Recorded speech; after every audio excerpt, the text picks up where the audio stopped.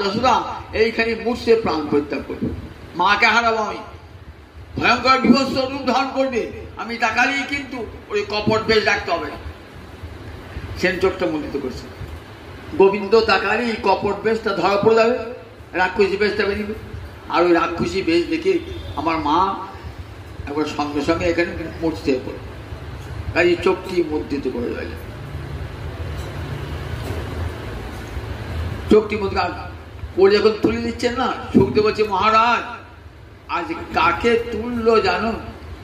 রাস্তায় যাচ্ছেন, একটা সাপ পড়ে আছে, আপনি ভাবছেন সুন্দর একটা সুতো পরে দড়ি পড়ে আছে, তো তুলে নিয়ে বাড়িতে কাজে লাগবে, যে তুলে নিলেন না একবার সঙ্গে সঙ্গে দিল দংশন। দেখো রাস্তায় রজ্জু পড়ে আছে, সর্প মনে করে রজ্জু মনে করে সর্পটাকে তুলে নিলেন, আপনার মৃত্যু।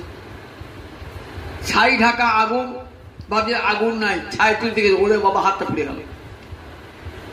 বললেন ঠিক দেখো ছাই ঢাকা আগুন, ওইটুকু ছেলে হলে কি হবে, অঙ্গ থেকে যেন ঠিক ছাই ঢাকা আগুন। খাপে পোড়া তরবারি বলে তুলেছেন, তুলে নিয়ে আদর করে কি করেছেন, আদর করে ঠিক মা যেমন করে তার স্তন দান করে তেমনি করে স্তনবৃন্ত দিয়েছে। কালকুট বিষ আছে, কালকুট বিষ খেতে হয় না, নাকে তার গন্ধটা গেলেই মৃত্যু।